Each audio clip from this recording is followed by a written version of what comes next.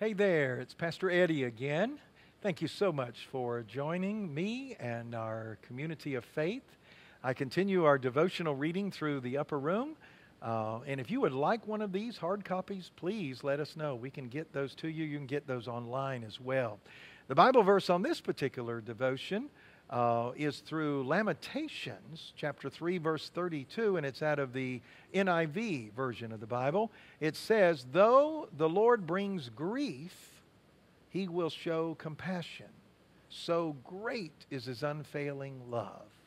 Now, that opens up the debate that many people have about, is God in control of everything? And if He is in control of everything, and He's in control of all the choices you even make, then how can bad things still be happening to all of us around here? And so there's a different side of that coin too, that God is in control, but He gives us free will and choices to make. But that's for another discussion. Let me read just the opening thought of this devotion. My friend has sent me greeting cards for the past 30 years. She doesn't send just a birthday or Christmas card. She sends a card every holiday. She never misses one. But recently, tragedy struck and her home burned down to the ground. She lost everything that she owned. I was sure that her cards would stop coming, at least for a little while, but they didn't. 3 weeks after the fire on St. Patrick's Day, we just had that, I got a St. Patrick's card. He goes on to say that my friend was unaware of her example of undying love. That's the love that comes from above. Dear friends, I want to challenge you this week in our devotion. God is calling us in the midst of the things we're going through just to be a blessing to somebody else, just to care for other people. We did a program with the ministers of the Methodist Church in our local area recently called a Zoom program. Some of you probably are very much aware of it. I had never even heard of it.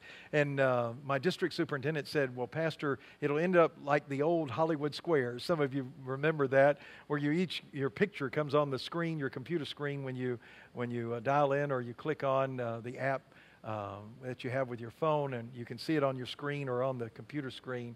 And we communicated for about an hour together what's happening in the churches and what we're doing together. And it was fascinating with the different churches and how they're trying to do what they can in the midst of this crisis to help one another. And many of the churches going online like we're doing, trying to share the love of Jesus Christ. Even some said they were having the drive-in churches. And we've looked into that. I don't know if that's something that we can do sometime in the future, but we are looking into that. I would challenge you this week, dear friends, just, how can you, even in the midst of this storm, again, I keep calling it that when it's not an actual literal storm, but it feels like a storm, how can you carry on love like this person did in the upper room cards? Even when things were bad, house burned to the ground, probably all her cards burned up, but she probably went and bought some more and still sent those cards out. Those things mean the world to people. Sending an email, how are you doing? A phone call.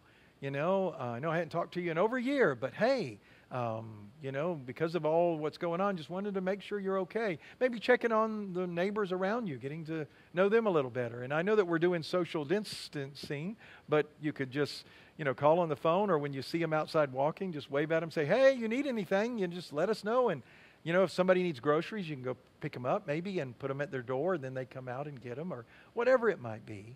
The Lord's going to bring us through this time. He is, and He's wanting to bring you through this time. He's wanting to grow us.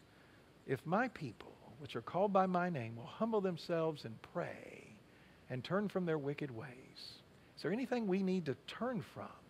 Spend our time with God. Friends, let's take this moment in time that we're in and make the best of it. Hope to see you 8 o'clock Sunday morning, Facebook Live. Blessings.